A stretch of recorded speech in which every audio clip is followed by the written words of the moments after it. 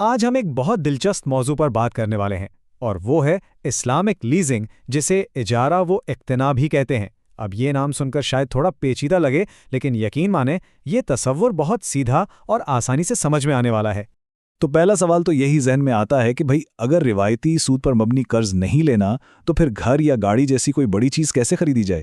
دیکھیں، زیادہ تر مالیاتی نظام تو قرض اور سود کے گرد ہی گھومتے ہیں، لیکن آج ہم ایک ایسے ماڈل کو دیکھیں گے جس کی بنیاد ٹھوس اثاثوں پر ہوتی ہے، قرض پر نہیں۔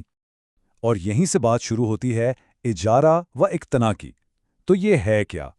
آسان لفظوں میں سمجھیں تو یہ بالکل ایک لیز ٹو اون جیسا انتظام ہے۔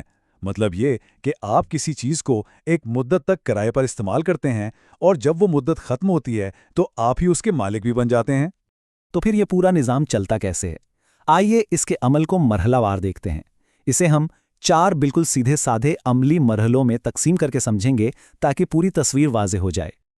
یہاں سب سے دلچسپ بات یہ ہے کہ پہلا قدم صارف نہیں بلکہ بینک اٹھاتا ہے۔ جی ہاں، بینک خود اس اثاثے کو خریدتا ہے جس کی ضرورت صارف کو ہوتی ہے۔ اچھا، جب اثاثہ خرید لیا گیا تو پھر اسے صارف تک پہنچایا جاتا ہے، اور یہاں صارف کا کام یہ ہے کہ وہ تسلی کر لے کہ سب کچھ ٹھیک ٹھاک ہے، بالکل ویسا ہی جیسا طے ہوا تھا۔ یہ ایک بہت اہم مرحلہ ہے۔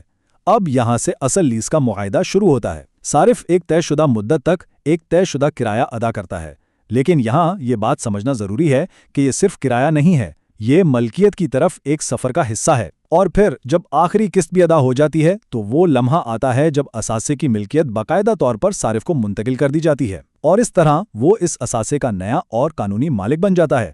چلیں اب ذرا اس آخری مرحلے کو اور قریب سے دیکھتے ہیں کہ یہ ملکیت کی منتقلی اصل میں ہوتی کیسے ہے، کیونکہ اس کا صرف ایک ہی طریقہ نہیں ہے۔ دیکھیں، ملکیت کی منتقلی کے 2 ممکنہ راستے ہیں۔ پہلا تو یہ ہے کہ بینک سارے کرائے وصول کرنے کے بعد وہ اثاثہ صارف کو تحفے کے طور پہ یعنی گفٹ کر دے، اور دوسرا راستہ یہ ہے کہ بینک لیز کے آخر میں ایک علامتی یا حقیقی قیمت پر وہ اثاثہ صارف کو فروخت کر دے۔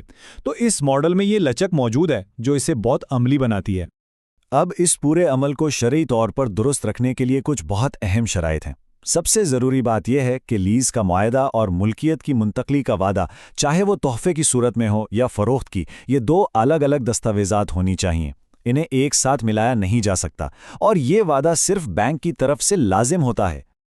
اچھا، ہم نے یہ تو سمجھ لیا کہ یہ نظام کیسے کام کرتا ہے۔ اب سوال یہ پیدا ہوتا ہے کہ عملی زندگی میں یا حقیقی دنیا میں اس کا استعمال کہاں کہاں ہوتا ہے؟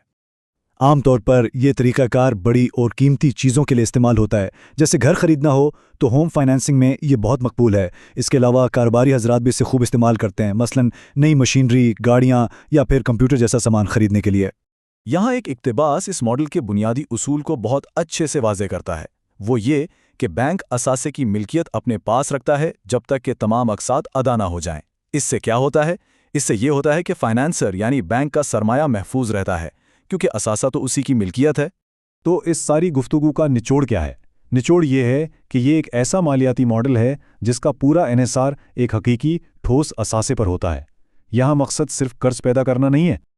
اور یہیں پر ہم ایک آخری سوچنے والے سوال کے ساتھ اپنی بات ختم کرتے ہیں کہ ایک ایسی معیشت میں جہاں ہر طرف قرض کا بول بالا ہو، وہاں اس طرح کے ماڈلز جو حقیقی اثاثوں کی ملکیت سے جڑے ہیں، ہمیں رسک، ملکیت اور اصل قدر کے بارے میں کیا نیا سبق سکھا سکتے ہیں؟